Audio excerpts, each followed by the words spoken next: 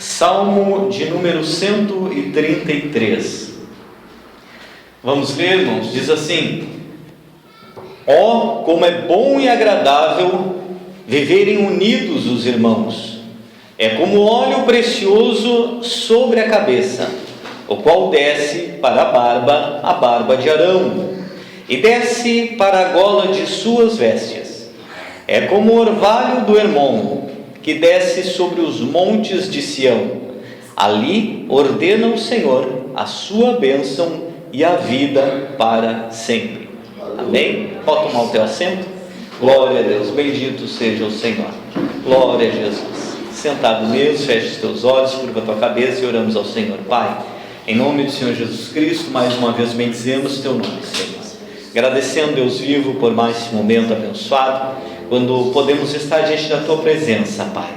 Neste momento, particularmente, quando haveremos de estar fazendo menção da tua palavra, desejo do nosso coração é que mais uma vez o teu Espírito ele venha nos direcionar, Senhor, nos inspirar, nos dar a compreender, Deus Santo, a tua vontade, Senhor, revelada por tua palavra, a fim de sermos mais uma vez edificados, ó Deus vivo, neste lugar por intermédio da tua palavra. Que a tua bênção esteja sobre cada um de nós, ilumine nosso coração para compreendermos, Deus eterno, verdadeiramente teu querer e vontade revelado por tua palavra gloriosa e santa, em nome do Senhor Jesus.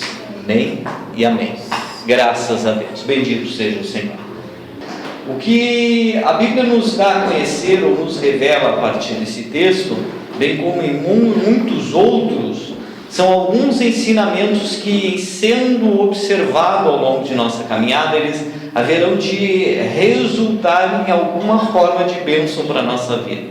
Como costumeiramente eu tenho dito para os irmãos, e eu faço no propósito de que isso seja gravado no coração dos irmãos, a Bíblia ela foi escrita com um propósito. O apóstolo Paulo, escrevendo para seu filho na fé, Timóteo, diz que toda a palavra do Senhor, toda a palavra de Deus, ela é inspirada por Deus. E ela é apta, e ela é proveitosa para o ensino, para instruir o servo de Deus no caminho de Deus. Então, quando nós olhamos para a palavra de Deus, nós devemos sempre ter isso em mente, que o que escrito está, não está escrito pelo acaso do destino. Não há acaso no que diz respeito à escritura, à palavra de Deus. O que escrito está por obra, pelo agir, pelo mover do Espírito de Deus na vida de homens que, em sendo inspirados por Deus, fizeram um relato acerca dos acontecimentos que nós encontramos escritos na palavra do Senhor.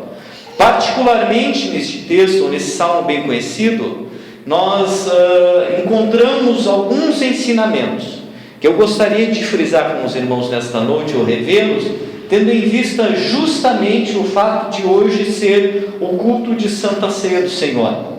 A Ceia do Senhor é um momento de mais profunda comunhão da igreja.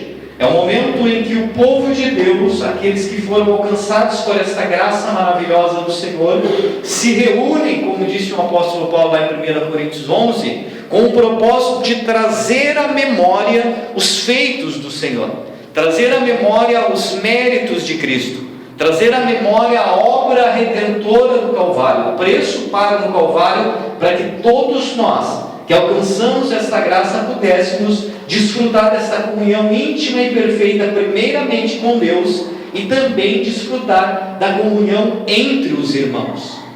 O texto está nos dizendo que é bom e agradável os irmãos viverem em comunhão.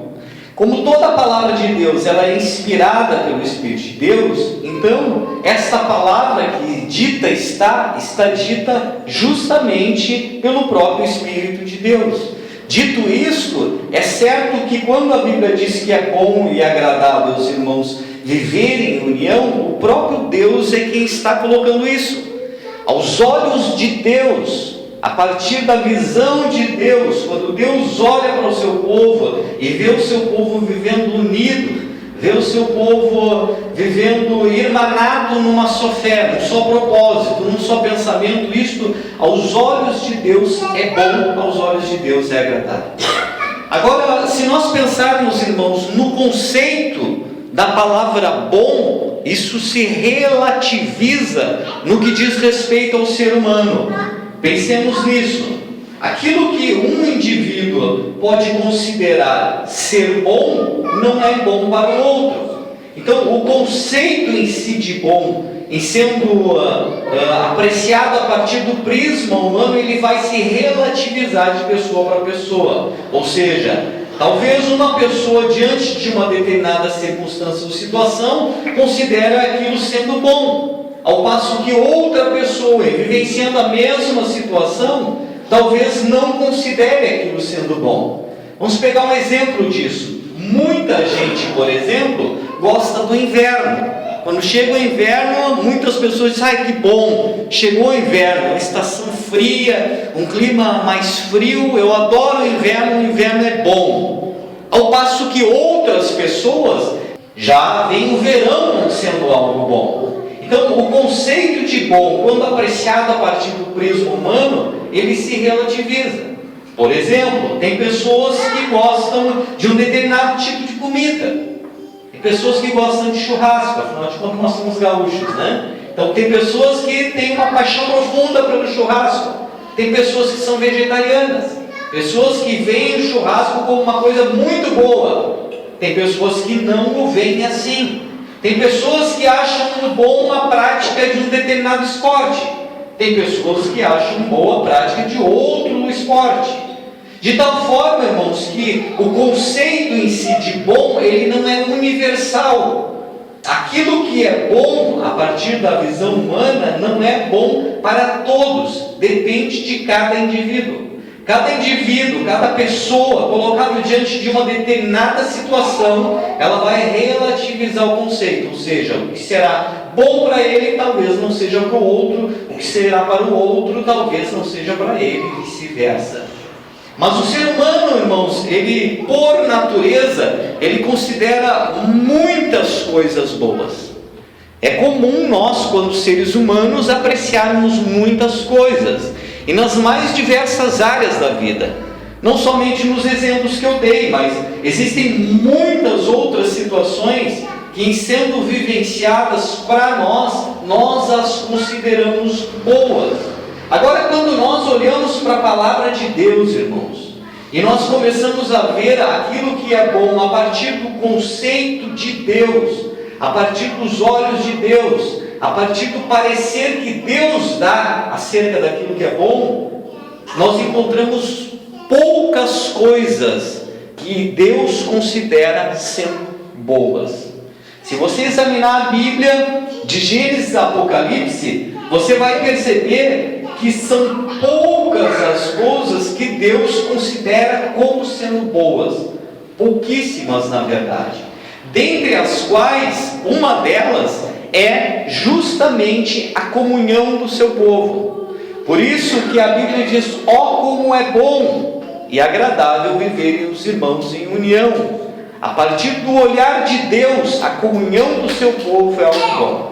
E é tão escasso aquilo que a Bíblia revela como sendo bom aos olhos do Senhor, que essa mesma palavra bom, descrita aqui no Salmo 133, nós só vamos encontrá-la lá em Gênesis, no início da criação. Abra sua Bíblia no livro de Gênesis, no capítulo 1, e nós vamos estar fazendo leitura de alguns versículos. Gênesis, no capítulo 1, no versículo 10, diz: e a porção seca chamou Deus terra, e ao ajuntamento das águas mares, e viu Deus que isto era bom. No versículo de número 12, diz assim: a terra, pois, produziu relva, ervas que davam semente segundo a sua espécie, e árvores que davam fruto cuja semente estava nele, conforme a sua espécie.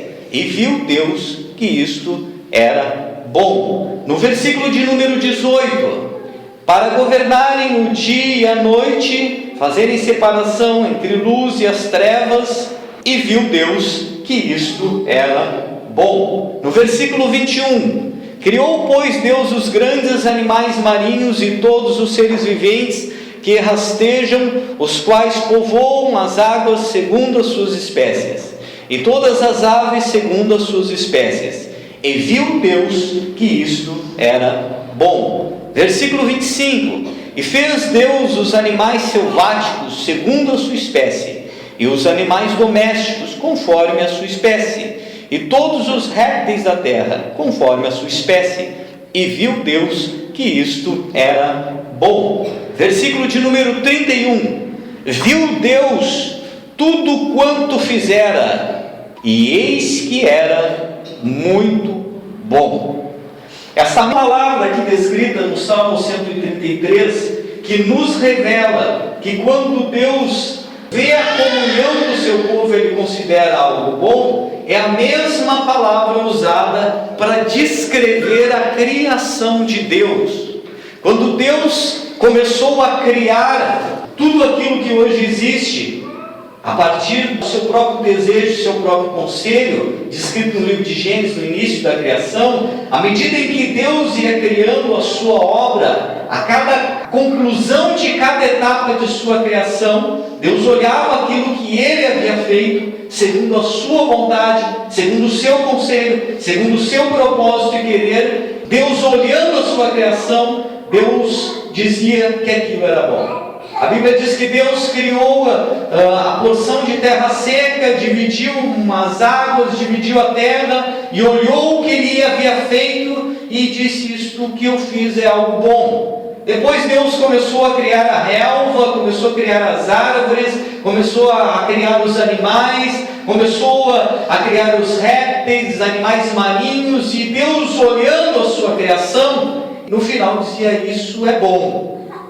Percebam, irmãos, que para além disso, não se encontra muitas coisas na Bíblia que Deus vai olhar e vai dizer que é bom. Nós, como seres humanos, nós olhamos as coisas mais simples dessa vida e dizemos que é bom. Deus não. Deus é mais seletivo com o seu olhar. Para que Deus considere algo bom, algo de fato deve ser muito bom a partir da sua própria visão acerca daquilo. Agora percebam o seguinte, irmãos, que este conceito que Deus dá para aquilo que Ele criou, que a Bíblia descreve como sendo um conceito a partir do prisma de Deus de algo bom, diz respeito à criação de Deus. A obra criadora de Deus recebeu da parte de Deus um conceito. Este conceito era que aquilo que Deus havia feito era bom. Para além disso, nós não vamos encontrar na Bíblia nenhum feito humano que, em sendo visto por Deus, receberá o mesmo conceito do que a obra que Deus faz. Não existe, para além deste texto, nenhum outro texto que a Bíblia nos revele que o ser humano possa produzir algo por seus próprios feitos, por seus próprios méritos, por sua própria vontade, desejo, que em sendo visto por Deus, vai ser considerado bom. A única coisa que nós vamos encontrar na Bíblia, que é um feito, uma obra, que pode ser produzido pelo ser humano, que pode ser criado pelo ser humano, que pode vir a receber o mesmo conceito que Deus deu à sua própria criação, é a comunhão do seu povo. Nós só podemos produzir algo que Deus considere bom quando nós nos unimos. Nós não conseguimos produzir absolutamente nada que Deus considere bom a partir de nossos próprios méritos, quando os indivíduos, quando pessoas, quando indivíduos desconexos do grande grupo ou da igreja de Cristo. De tal forma que a primeira coisa que eu quero que os irmãos percebam é a seguinte: que Deus, após a sua criação, conceituou aquilo como sendo bom. E o que nós, quando seres humanos, podemos produzir, que aos olhos de Deus é considerado bom, é a comunhão entre o seu povo. Quando nós estabelecemos vínculos de comunhão, nós que somos filhos de Deus, nós que somos aqueles que a Bíblia classifica neste texto como sendo irmãos, quando nós nos unimos, quando nós vivemos uma comunhão verdadeira, real, autêntica, quando nós, pelos nossos próprios desejos, produzimos essa comunhão, vivendo mais intimamente, vivendo mais próximos, vivendo de fato irmanados num propósito maior, regidos pela palavra de Deus, Deus vai olhar para nós e vai considerar isso sendo algo tão bom quanto a criação dele no início. De tal forma que a nossa criação, a criação do ser humano, só vai ser considerada boa e assemelhada à criação de Deus quando nós estivermos unidos. Agora o texto está dizendo que é bom e agradável viverem os irmãos em união. É o que o texto está dizendo. Quando nós queremos enfatizar alguma coisa, irmãos, nós normalmente fazemos comparações. Quando eu quero enfatizar algo, eu comparo aquilo que eu estou desejoso de enfatizar a alguma outra coisa. Então, se eu quisesse enfatizar, por exemplo, o dia de hoje. O dia de hoje foi um dia muito bonito. Mas se eu quisesse dar ênfase a isso, eu faria uma comparação. Eu diria que o dia de hoje foi tão bom quanto um belo dia de primavera. Um sol bonito, agradável. Certamente muitas pessoas aproveitaram para passear, muitas pessoas aproveitaram para desfrutar desse dia maravilhoso que teve. Quando nós queremos enfatizar alguma coisa, nós fazemos comparação. Nós comparamos aquilo que nós desejamos enfatizar como sendo bom a alguma coisa que seja bom para todas as pessoas. E o que o texto essencialmente, irmãos, está fazendo é justamente isso. Leiamos de novo o texto, Salmo 133, e vamos nos aperceber disso. Salmo 133, o versículo de número 1 diz: como é bom e agradável viverem unidos os irmãos. Aí ele faz uma comparação, ele quer enfatizar isso. Ele quer dar ênfase para o quão bom e agradável é a união entre o povo de Deus. E aí ele faz uma comparação. Ele diz: é como óleo precioso sobre a cabeça, o qual desce para a barba de Arão. Percebam que o versículo 2, ele está tentando enfatizar o versículo 1. O versículo 1 ele está fazendo uma afirmação: é bom e agradável viverem unidos irmãos. Ele quer enfatizar isso, como isso é bom, como isso é agradável aos olhos de Deus. Então ele compara: é tão bom quanto o óleo precioso derramado sobre a cabeça de Arão, o qual desce pela sua barba e escorre pela sua gola e escorre pelas suas vestes. Agora, para que a gente entenda acerca do que de fato ele está falando, nós temos que saber do que ele está se referindo. Porque dizer que é tão bom quanto o óleo precioso sobre a cabeça, qual desce pela barba, a barba de Arão, e desce pela gola das suas vestes, não me diz muita coisa se eu não souber que óleo é esse. Para que eu consiga entender o que ele está querendo dizer, eu tenho que saber do que ele está falando. Então, para que eu saiba disso, eu convido você a abrir a sua Bíblia lá no livro de Êxodo. Êxodo, capítulo de número 30.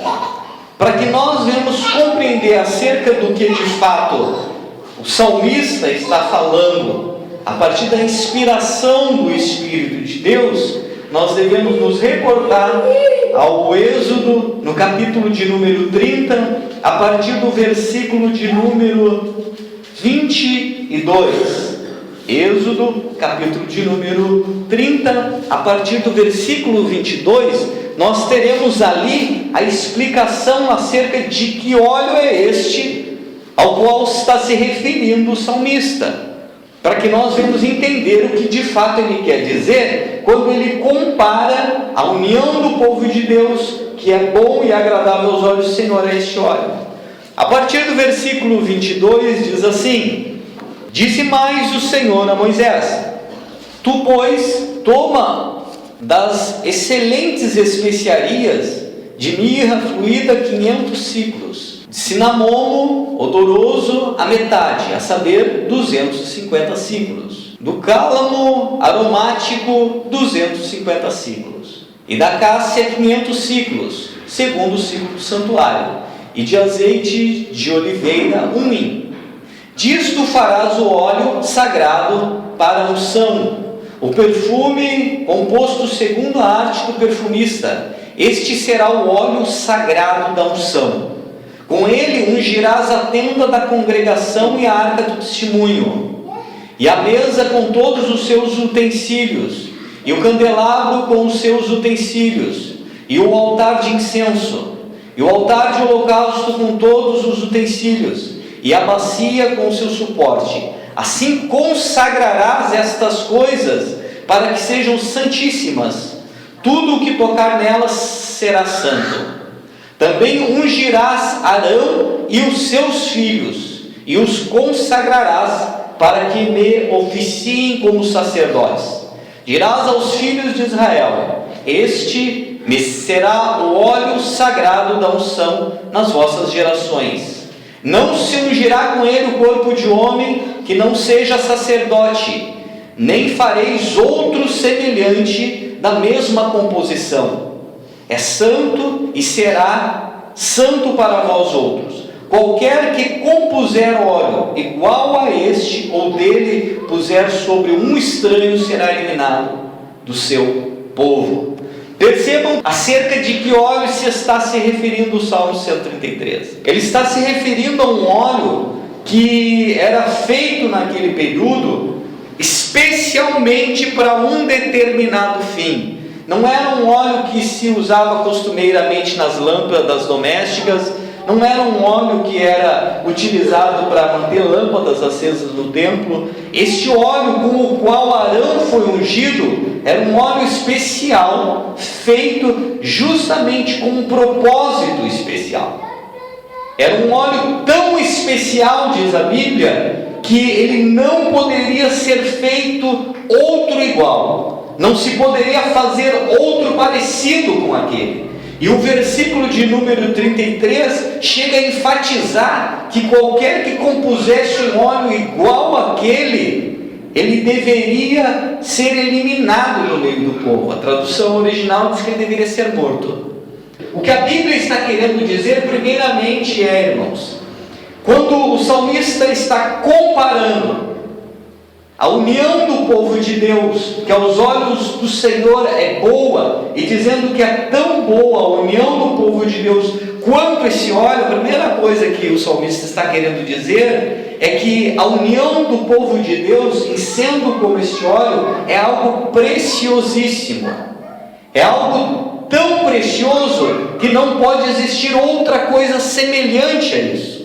Não existe nada que possa ser produzido igual à comunhão do povo de Deus. Assim como não poderia ser produzido um outro óleo semelhante àquele, não há como o ser humano produzir outra coisa que aos olhos de Deus seja considerado tão boa quanto a comunhão do seu povo.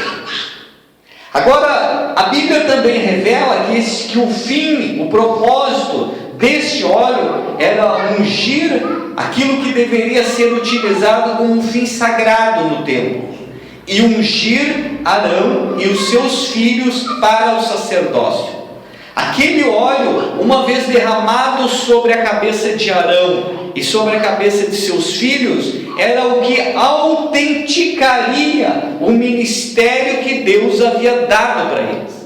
Era o que autenticaria a presença de Deus sobre a vida de Arão e seus filhos. Pensando nisso e trazendo de novo a comparação do Salmo 133, o que nós vamos perceber é que a comunhão do povo de Deus é o que autentica a presença de Deus no meio da igreja.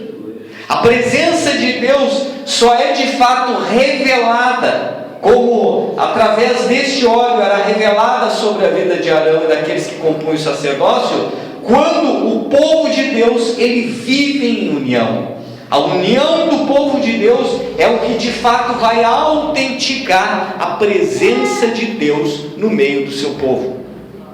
Se a igreja não viver um vínculo profundo de união e de comunhão, Cristo não estará no meio dessa igreja. Foi Jesus mesmo quem disse isso. Certa feita, Jesus, interrogado por um grupo de fariseus acerca de um milagre que ele havia feito, e que alguns fariseus, ou um grupo religioso da época, vendo aquilo, olharam e disseram: ele faz estas coisas, não é pelo poder de Deus que se opera na vida dele, mas ele faz pelo poder de Beelzebul, dos próprios demônios. Jesus disse para eles o seguinte: se um reino estiver dividido entre si, esse reino não pode subsistir.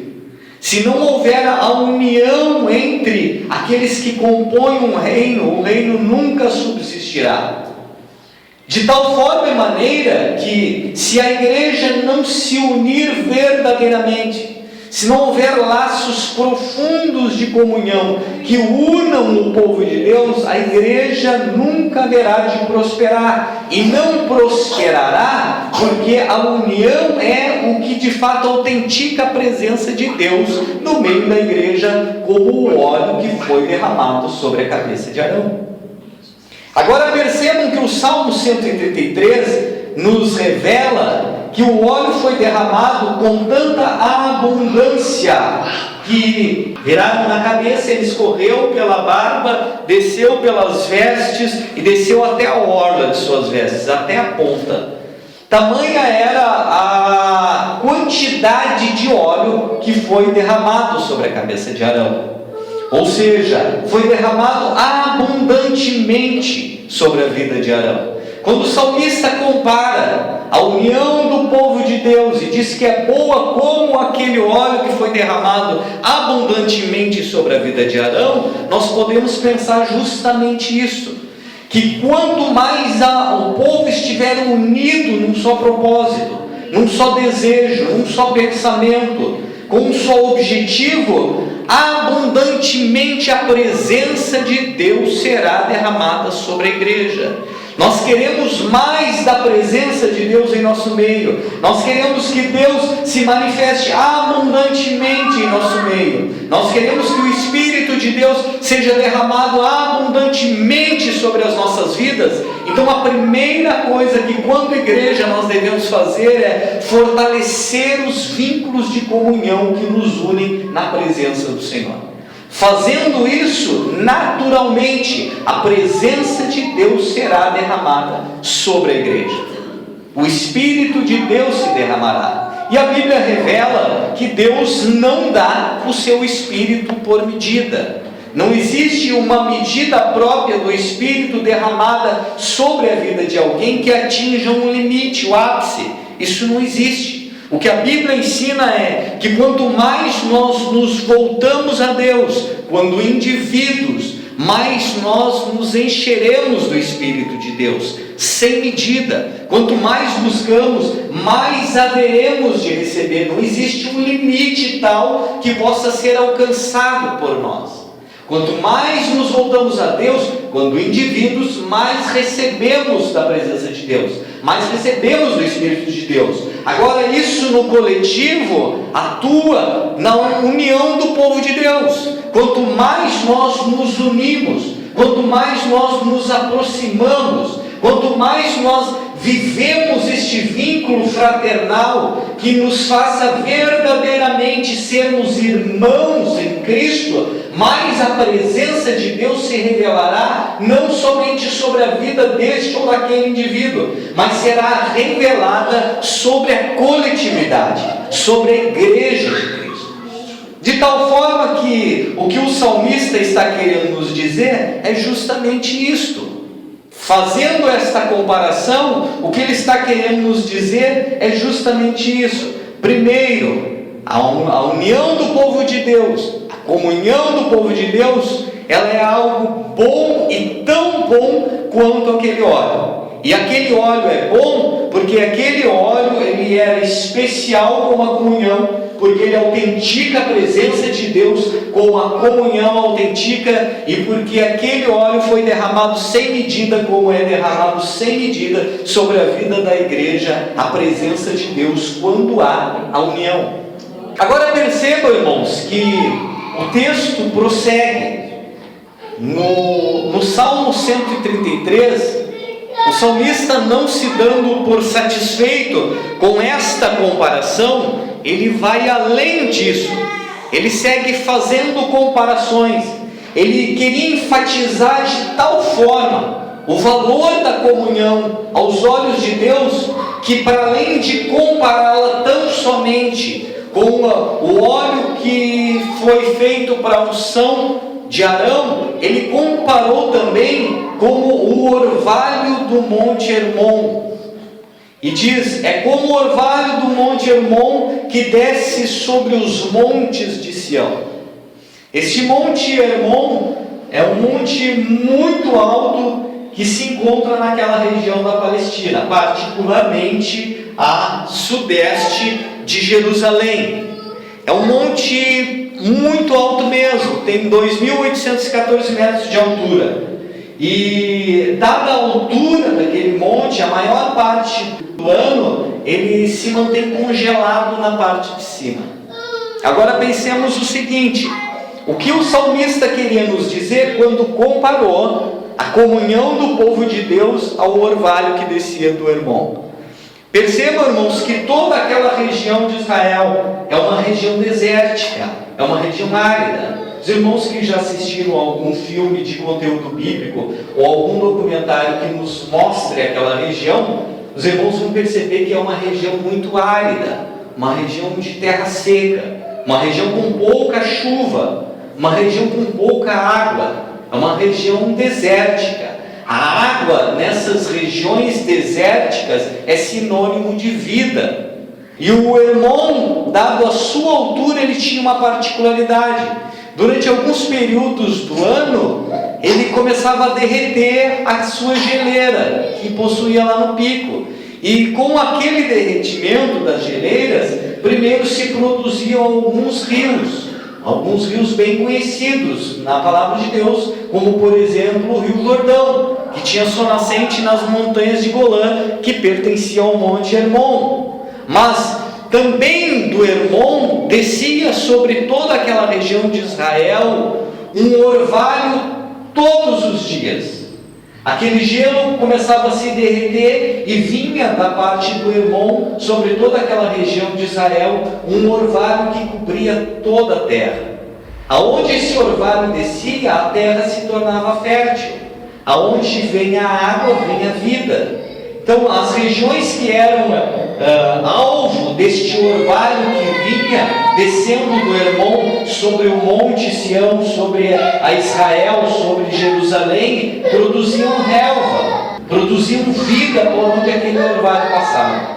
Por isso que o salmista está comparando a comunhão do povo de Deus a este orvalho.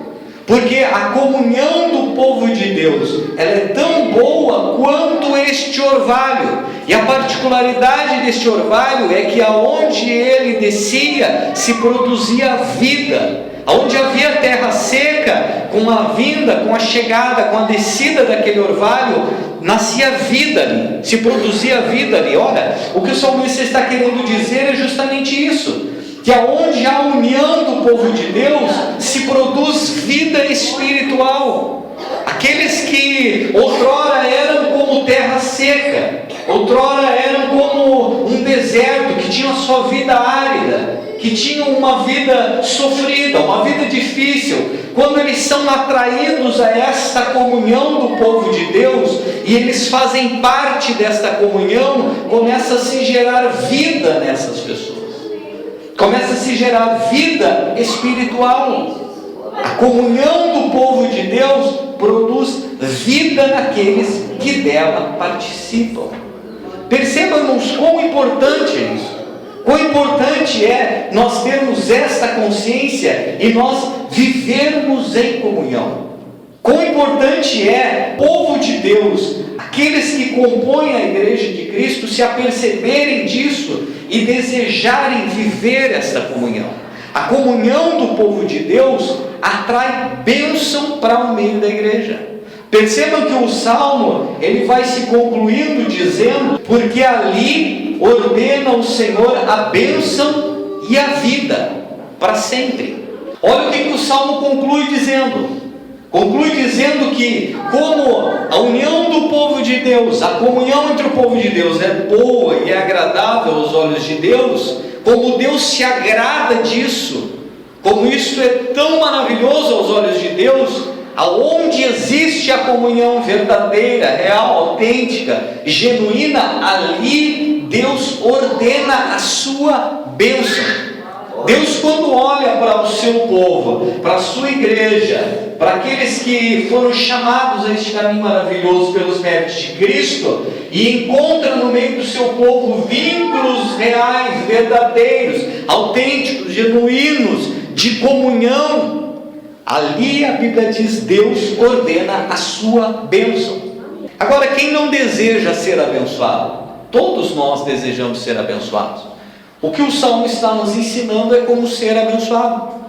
Se nós queremos ser abençoados, nós devemos viver uma vida de comunhão com os irmãos. Quanto mais nós intensificamos esta comunhão, mais nós atraímos a bênção de Deus para a nossa vida, mais nós nos aproximamos de Deus. Agora, pensando também, irmãos, naquilo que nós podemos conceber como sendo bênção de Deus, se relativiza para cada um, porque os desejos que habitam o nosso coração, a expectativa que existe dentro de cada um de nós, do agir de Deus, que converterá em bênção para a nossa vida, são muito particulares. Ou seja, talvez eu espere algo do Senhor que seja uma bênção para a minha vida, mas é certo que se eu conversar com alguns dos irmãos, os irmãos não têm a mesma expectativa que eu. Os irmãos almejam outras coisas. Se nós fôssemos colocar hoje, cada um no papel, o que você gostaria de receber quando bênção de Deus, os pedidos seriam os mais diversos, porque os desejos são mais diversos. Porque aquilo que nós esperamos quando bênção de Deus não se uniformiza no meio do povo de Deus, se relativiza na individualidade. Cada um tem um desejo, cada um tem uma expectativa, cada um nutre no seu coração uma esperança, cada um almeja alcançar um determinado favor da parte de Deus que converja para a sua Bíblia quando bênção do Senhor. Mas isso se relativiza na vida de cada um, até porque existem diversas áreas na vida. Talvez a expectativa de alguém em receber algo da parte do Senhor nesta noite, quando bênção de Deus, diga respeito à sua vida familiar. Talvez alguém veja como bênção de Deus, ou como a maior bênção a ser recebida, a conversão do esposo, a conversão do filho, a conversão da filha.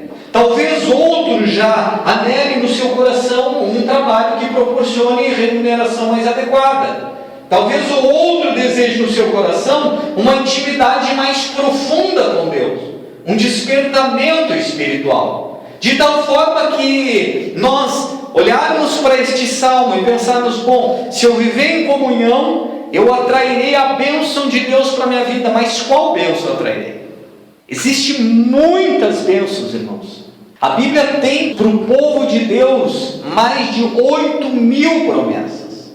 Se nós analisarmos a Bíblia Sagrada, nos voltarmos a examiná-la atentamente, na expectativa de buscarmos compreender o que de fato esperar da parte de Deus quando bênção dele é divina para nós, nós temos mais de 8.000 promessas. De tal forma que o que nós podemos pensar é: certamente que você deseja se enquadra em algum lugar. Dificilmente alguém tem uma expectativa que não é contemplada pela promessa de Deus descrita na Bíblia. Certamente o desejo do seu coração, ele vai se enquadrar dentro de uma promessa da parte de Deus. Mas dentre as muitas bênçãos que nós podemos esperar da parte de Deus, quando vivendo em comunhão, quando promessa de Deus, eu gostaria de destacar uma nesta noite, por ocasião da Santa Ceia do Senhor. E para isso eu convido você a abrir sua Bíblia em 1 João, no capítulo 1, no versículo 7.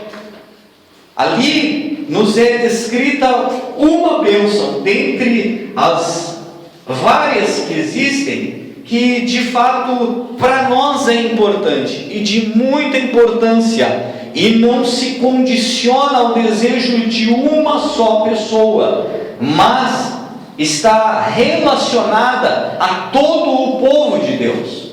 Alcança a vida de todos aqueles que vivem irmanados numa só fé, propósito e desejo. 1 João, no capítulo 1, no versículo 7, diz assim: mas se andarmos na luz, como Ele na luz está, temos comunhão uns com os outros, e o sangue de Jesus Cristo, seu Filho, nos purifica de todo o pecado. Percebam o que o texto está dizendo. O texto está dizendo que se nós andarmos na luz, como Ele, Deus, na luz está, nós temos comunhão uns com os outros. E se nós temos comunhão uns com os outros, nós nos enquadramos no Salmo 133. E se nós nos enquadramos no Salmo 133, nós nos enquadramos na promessa de que o Senhor ordenaria a bênção sobre a nossa vida. E a bênção que este versículo está nos dizendo, que da parte do Senhor, dentre milhares de outras haveríamos de receber, é que o sangue de Jesus Cristo, seu Filho, nos purificará de todo o pecado. Se nós vivermos em comunhão, para além das muitas bênçãos que nós podemos alcançar do Senhor quando indivíduos, quando particularmente a nossa própria vida, existe algumas bênçãos como esta que alcançarão o coletivo. E esta bênção é o perdão e a purificação dos pecados por nós produzidos. Nenhum de nós, irmãos, quando seres humanos, pode deixar de desfrutar esta promessa e ter ainda assim comunhão com Deus. Todos nós, indistintamente, em algum momento de nossa caminhada existencial, nós falhamos e erramos. Por isso que é tão importante a comunhão. Porque mesmo que eu venha falhar, mesmo que eu venha errar, se eu viver um vínculo verdadeiro, real e profundo de comunhão com os irmãos, eu estarei debaixo desta promessa e o sangue de Jesus haverá de me purificar de todo pecado. Certa feita, por ocasião da ascensão de Cristo, nos momentos que precediam a crucificação, a Bíblia diz que Ele desejou ardentemente cear com os discípulos, por ocasião da festividade da Páscoa. E a Bíblia diz que Ele reuniu os discípulos no cenáculo. E uma vez que estava tudo preparado, a Bíblia diz que Ele pegou uma bacia com água, cingiu-se com uma toalha e chamou os apóstolos um a um e lavou-lhes os pés. E a Bíblia diz que quando chegou em Simão Pedro, Pedro vendo aquilo disse: Senhor, o Senhor nunca me lavará os pés, Senhor. Pedro não entendeu o que Jesus estava fazendo. Pedro disse: não, Senhor, os meus pés o Senhor não vai lavar. Jesus disse para ele: Pedro, se eu não lavar os teus pés, tu não tens parte comigo. Pedro disse: então, Senhor, não lava só os pés, lava a cabeça, lava os braços, eu quero um banho completo. Se é para ter parte contigo, eu quero me lavar completamente. Jesus disse para ele: vós já estáis limpos pela palavra que eu vos tenho falado. Mas mesmo que nós já estejamos limpos pela palavra que o Senhor nos tem falado, pela palavra do Senhor, a qual nós colocamos em prática em nossa vida, mesmo que nós venhamos praticá-la com um zelo mais profundo do nosso coração, é inevitável que a poeira da vida se apegue aos nossos pés. É impossível caminharmos pelos caminhos desta vida sem sujarmos os pés. O que Jesus estava querendo ensinar para os discípulos era justamente isto: que à medida em que nós vivemos o nosso cotidiano, à medida em que nós trilhamos pelos caminhos desta vida, fatalmente, em algum momento, a poeira da vida se apegará aos nossos pés. Em algum momento nós vamos errar, em algum momento nós vamos falhar. E não pense que é com coisas assim gritantes aos olhos. Não, às vezes é com uma palavra. Às vezes é com um juízo errado diante de uma situação que eu não entendi. Às vezes é uma palavra colocada no tempo inadequado que acaba ferindo o coração de alguém. Às vezes é um ressentimento por alguma situação que se gerou e da qual eu fiz parte e que não foi muito bem esclarecida. E sobrou uma mágoa lá dentro do coração. Tem uma raizinha ainda de amargura. Eu já fui limpo pela palavra. Eu já tenho uma vida com Deus. Eu já ando com o Senhor. Eu já sirvo o Senhor com todo o zelo do meu coração. Mas às vezes a poeira da vida se apega nos pés. Por isso que nós temos que ir a Cristo. Por isso que nós precisamos viver em comunhão. Porque quando nós vivemos em comunhão, a promessa do Senhor é que o sangue de Jesus Cristo haverá de nos purificar de todo o pecado. E isto provém da comunhão do povo de Deus. Então sejamos zelosos, irmãos, pela comunhão.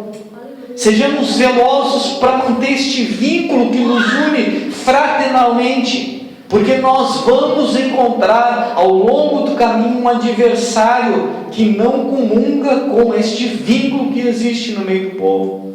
A Bíblia diz que depois da criação de Deus, depois de Deus haver criado todas as coisas e ter dado para a sua criação determinado conceito, dizendo que a sua criação era boa, o adversário viu isso e tentou destruir a criação de Deus. Ele entrou no meio do jardim e ele começou a tentar destruir aquilo que Deus havia criado, porque Deus criou e Deus disse que o que ele havia criado era bom e o inimigo não gostou daquilo que Deus criou era bom. Assim como o inimigo não gosta daquilo que a igreja produz, que é comunhão e que aos olhos do Criador é algo bom. Assim como no início ele tentou destruir a criação de Deus, que Deus havia dito que era boa, certamente o inimigo vai tentar destruir a comunhão da igreja, porque sabe que a comunhão da igreja é algo bom aos olhos do Senhor. Então sejamos apercebidos, sejamos atentos. A Bíblia diz que nós devemos ser sóbrios e vigilantes.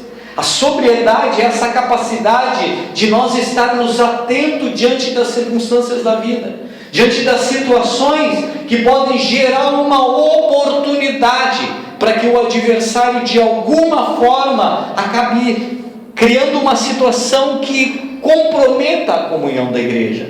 Porque fazendo isso, rompendo os vínculos de comunhão que existem da igreja, ele sabe que Deus não ordenará mais ali a sua bênção. E se Deus não ordenar mais a sua bênção no meio da igreja, por conta da falta de comunhão, nós não seremos mais perdoados e purificados dos nossos pecados. A poeira da vida se apegará aos nossos pés e Cristo não a lavará mais com o seu sangue. E isso nos afastará do Senhor. Isso nos afastará de Deus. Então sejamos zelosos, acima de tudo, pela comunhão que deve existir entre o povo de Deus. Em existindo a comunhão, nós estamos no caminho certo. Em existindo um sentimento real, verdadeiro e autêntico, nos unindo quando o povo de Deus, nós haveremos de alcançar todas as promessas de Deus. E nós haveremos de alcançar a bênção que o Senhor ordenará sobre nossas vidas. E o texto conclui dizendo: e a vida para sempre. Essa é a vida que se inicia quando conhecemos a Cristo e que se estenderá por toda a eternidade. A Bíblia diz que aqueles que conhecem a Cristo, que se convertem a Cristo, eles passam da morte para a vida. Nós não receberemos a vida eterna, nós já a possuímos. Nós já iniciamos a vida eterna. Não é uma promessa que haverá de consumar-se no porvir. No porvir, eu simplesmente mudarei de endereço. Sairei da rua Espanha, ali de Eldorado do Sul, e irei habitar nas mansões celestiais, em algum lugar maravilhoso. Mas a vida eterna já se iniciou na minha e na sua vida, quando nós conhecemos a Cristo e a Ele nós nos entregamos. Amém?